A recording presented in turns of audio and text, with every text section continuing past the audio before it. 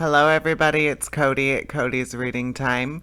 Today I'll be reading a story out of American Fairy Tales by Frank Baum, and this one is called The Queen of Quok. I upload new stories every day from a variety of fairy tale books, so if you enjoy my narrations, please hit the subscribe button and stick around and enjoy some other stories. All right, here we go. The Queen of Quok. A king once died, as kings are apt to do, being as liable to shortness of breath as other mortals. It was high time this king abandoned his earth life, for he had lived in a sadly extravagant manner, and his subjects could spare him without the slightest inconvenience. His father had left him a full treasury, both money and jewels being in abundance, but the foolish king just deceased and had squandered every penny in riotous living. He had then taxed his subjects until most of them became paupers, and this money vanished in more riotous living. Next, he sold all the grand old furniture in the place, all the silver and gold plate and bric-a-brac, all the rich carpets and furnishings, and even his own kingly wardrobe, reserved only a soiled and moth-eaten ermine robe to fold over his threadbare raiment. And he spent the money in further riotous living. Don't ask me to explain what riotous living is. I only know from hearsay that it is an excellent way to get rid of money, and so this spendthrift king found it. He now picked all the magnificent jewels from his kingly crown and from the round ball on the top of his scepter, and sold them and spent the money. Riotous living, of course. But at last he was at the end of his resources. He couldn't sell the crown itself because no one but the king had the right to wear it. Neither could he sell the royal palace because only the king had the right to live there. So finally, he found himself reduced to a bare palace, containing only a big mahogany bedstand that he slept in, a small stool on which he sat to pull off his shoes, and the moth-eaten ermine robe. In this strait, he was reduced to the necessity of borrowing an occasional dime from his chief counselor, with which to buy a ham sandwich, and the chief counselor hadn't many dimes. One who counseled his king so foolishly was likely to ruin his own prospects as well. So the king, having nothing more to live for, died suddenly and left a 10-year-old son to inherit the dismantled kingdom, the moth-eaten robe, and the jewel-stripped crown. No one envied the child, who had scarcely been thought of until he became king himself. Then he was recognized as a personage of some importance, and the politicians and hangers-on, headed by the chief counselor of the kingdom, held a meeting to determine what could be done for him. These folk had helped the old king to live riotously while his money lasted, and now they were poor and too proud to work, so they tried to think of a plan that would bring more money into the little king's treasury, where it would be handy for them to to help themselves. After the meeting was over, the chief counselor came to the young king, who was playing peg-top in the courtyard, and said, "Your Majesty, we have thought of a way to restore your kingdom to its former power and magnificence." "All right," replied his Majesty carelessly. "How will you do it?" "By marrying you to a lady of great wealth," replied the counselor. "Marrying me?" cried the king. "Why, I am only 10 years old." "I know, it is to be regretted, but your Majesty will grow older, and the affairs of the kingdom demand that you marry a wife." "Can't I marry a mother instead?" asked the poor little king, who had lost his mother when he was a baby. "Certainly not," declared the counselor. "To marry a mother would be illegal. To marry a wife is right and proper." "Can't you marry her yourself?" inquired the Majesty, aiming his peg-top at the chief counselor's toe and laughing to see how he jumped to escape it. "Let me explain," said the other. "You haven't a penny in the world, but you have a kingdom. There are many rich women who would be glad to give their wealth in exchange for a queen's coronet, even if the king is but a child. So we have decided to advertise that The one who bids the highest shall become the queen of Quok. If I must marry at all, said the king, after a moment's thought, I prefer to marry Nyana, the armorer's daughter. She's too poor, replied the counselor. Her teeth are pearls, her eyes are amethysts, and her hair is gold, declared the little king. True, your majesty, but consider that your wife's wealth must be used. How would Nyana look after you if you have your or pulled? How would Nyana look after you have pulled her teeth of pearls, plucked out her amethyst eyes, and shaved her golden head? The boy shuddered. Have your own way, he said despairingly. Only let the lady be as dainty as possible and a good playfellow. We shall do our best, returned the chief counselor, and went away to advertise throughout the neighboring kingdoms for a wife for the boy king of Quok. There were so many applicants for the privilege of marrying the little king that it was decided to put him up at auction in order that the largest possible sum of money should be brought to the kingdom.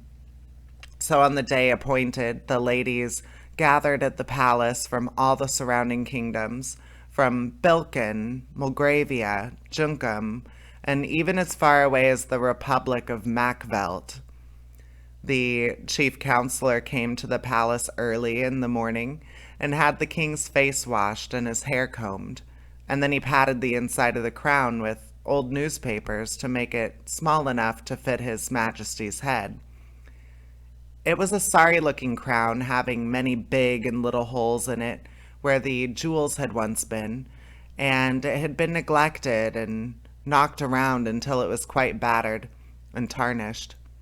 Yet, as the counselor said, it was the king's crown, and it was quite proper he should wear it on the solemn occasion of his auction.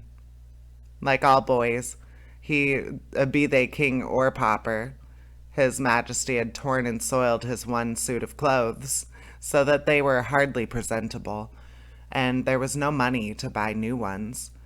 Therefore, the counselor wound the old ermine robe around the king and sat him upon the stool in the middle of the otherwise empty audience chamber. And around him stood all the courtiers and politicians and hangers-on of the kingdom, consisting of such people as were too proud or lazy to work for a living. There was a great number of them, you may be sure, and they made an imposing appearance.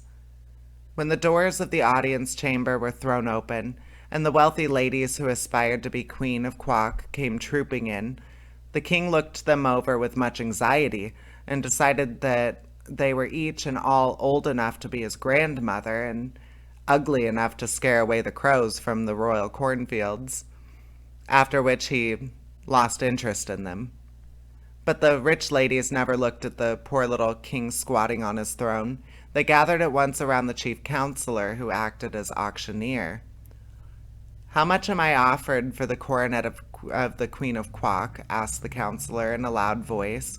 Where is the coronet? Inquired a fussy old lady who had just buried her 9th husband and was worth several millions.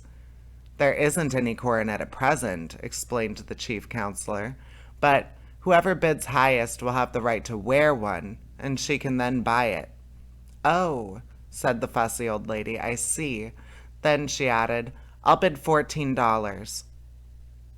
$14,000, cried a sour-looking woman who was thin and tall and had wrinkles over her skin like a frosted apple, the king thought.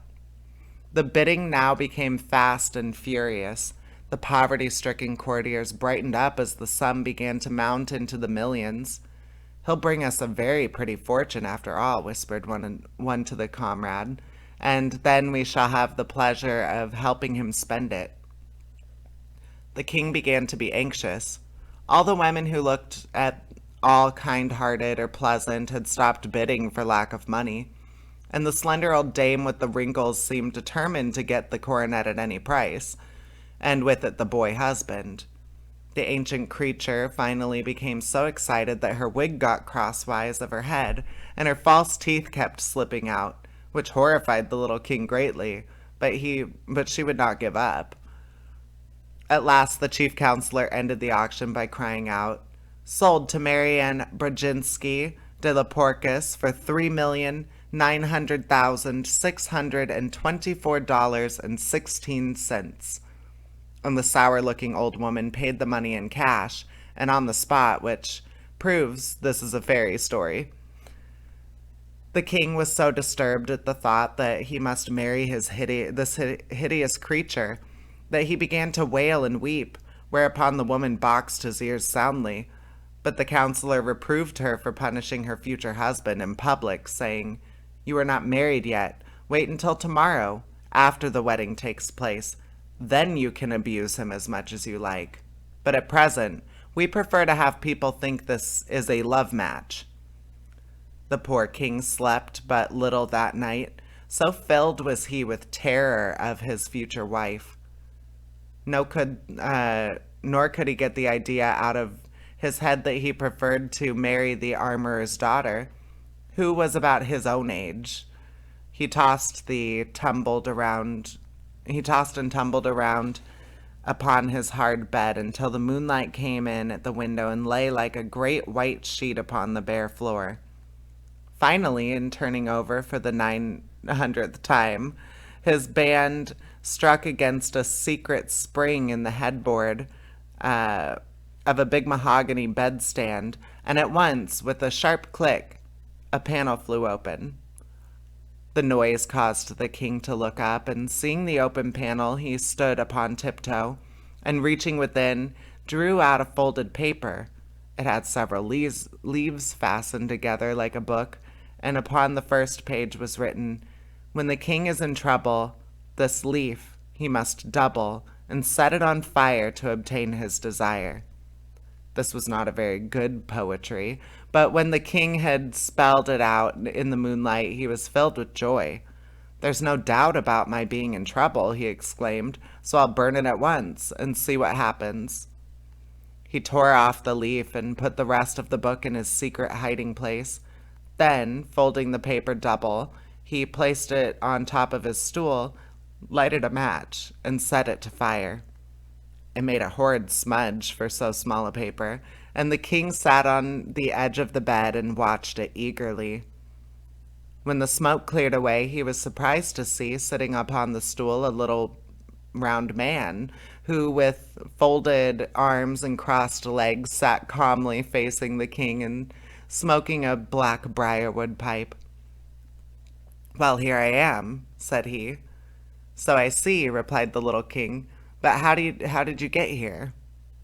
"Didn't you burn the paper?" demanded the round man, by way of answer. "Yes, I did," acknowledged the king. "Then you are in trouble, and I've come to help you out of it. I'm the slave of the royal bedstead." "Oh," said the king, "I didn't know there was one." "Neither did your father, or he would not have been so foolish as to sell everything he had for money. By the way, it's lucky for you he did not sell this bedstead. Now then, what do you want?" "I'm not sure what I want," replied the king, "but I know that I don't want what I don't want, and that is the old woman who is going to marry me." "Well, that's easy enough," said the slave of the royal bedstead. "All you need to do is return her the money she paid the chief counselor and declare the match off. Don't be afraid. You are the king, and your word is law." "To be sure," said the majesty, "but I am in great need of money. How am I going to live if the chief counselor returns to Marianne Brzezinski her millions?" "Phew, that's easy enough," again answered the man, and putting his hand in his pocket, he drew out and tossed to the king an old-fashioned leather purse. "Keep that with you," said he, "and you will always be rich, for you can take out of the purse as many 25-cent silver pieces as you wish, one at a time. No matter how often you take one out, another will instantly appear in its place within the purse." "Thank you," said the king gratefully. "You have rendered me a rare favor, for now I shall have money for all my needs and will not be obliged to marry anyone. Thank you 1,000 times." "Don't mention it," answered the other, puffing his pipe slowly and watching the smoke curl into the moonlight. "Such things are easy to me. Is that all you want?" All I can think of just now, returned the king. Then please close that secret panel in the bedstead, said the man. The other leaves of the book may be of use to you sometime. The boy stood up upon the bed as before, and reaching up, closed the opening so that no one else could discover it. Then he turned to face his visitor, but the slave of the royal bedstead had disappeared. I expected that, said His Majesty, yet I'm sorry he did not wait to say goodbye. With a lightened heart and a sense of great relief, the boy king placed the leathern purse underneath his pillow, and climbing into bed again, slept soundly until the morning. When the sun rose, His Majesty rose also, refreshed and comforted, and the first thing he did was to send for the chief counselor.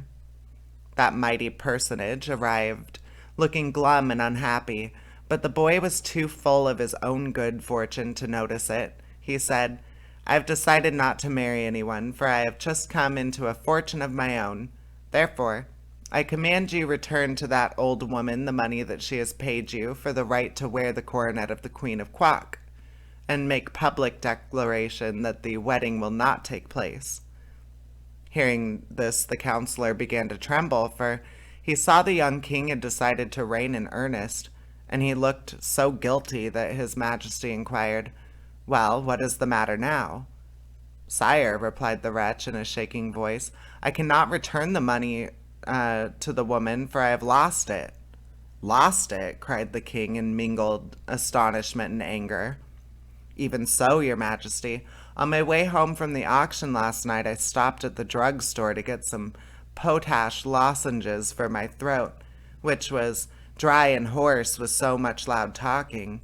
And your majesty will admit that it was through my efforts the woman was induced to pay so great a price. While going into the drugstore, I carelessly left the package of money lying on the seat of my carriage. And when I came out again, it was gone, nor was the thief anywhere to be seen. Did you call the police? Asked the king. Yes, I called, but they were all on the next block, and although they have promised to search for the robber, I have little hope that they will ever find him. The king sighed. What shall we do now? He asked. I fear you must marry Marianne Brzezinski, answered the chief counselor, unless indeed you order the executioner to cut her head off. That would be wrong, declared the king. The woman must not be harmed, and it is just that we return her money, for I will not marry her under any circumstances. Is that private fortune you mentioned large enough to repay her? Asked the counselor. Why, yes, said the king thoughtfully, but it will take some time to do it, and that shall be your task. Call the woman here. The counselor went in search of Marianne, who, when she heard she was not to become a queen, would receive her money back, flew into a violent passion and boxed the chief counselor's ears so viciously that they stung for nearly an hour. But she followed him into the king's audience chamber, where she demanded her money in a loud voice, claiming as well the interest due upon it overnight. The counselor has lost your money, said the boy king, but he shall pay you every penny out of my own private purse. I fear, however, you will be obliged to take it in small change. That will not matter, she said, scowling upon the counselor as if she longed to reach his ears again. I don't care how small the change is, so long as I get every penny that belongs to me, and the interest. Where is it? Here, answered the king, handing the counselor the leathern purse. It is all in silver quarters, and they must be taken from the purse one at a time, but there will be plenty to pay your demands, and to spare. So, there being no chairs, the counselor sat down upon the floor in one corner and began counting out silver 25-cent pieces from the purse, one by one, and the old woman sat upon the floor opposite him and took each piece of money from his hand. It was a large sum, $3,900,624.16, and it takes 4 times as many 25-cent pieces as it would dollars to make up the amount. The king left them sitting there and went to school, And often thereafter he came to the counselor and interrupted him long enough to get from the purse what money he needed to reign in a proper and dignified manner. This somewhat delayed the counting, but as it was a long job anyway, that did not matter much. The king grew to manhood and married the pretty daughter of the armorer, and they now have two lovely children of their own. Once in a while, they go to the big audience chamber of the palace and let the little ones watch the aged, hoary headed counselor count out silver 25-cent pieces to a withered old woman who watched his every movement to see that he does not cheat her. It is a big sum, $3,900,624.16 in 25-cent pieces. But this is how the counselor was punished for being so careless with the woman's money, and this is how Mary Ann Brzezinski de la Porcus was also punished for wishing to marry a 10-year-old king in order that she may wear the coronet of the Queen of Quok. And that is the end of that story. I hope you enjoyed it, and please subscribe. I upload new fairy tale stories every single day on my channel. There's plenty already to listen to and plenty more to come. So stick around a while, listen to some stories with me. All right, take care. Bye-bye.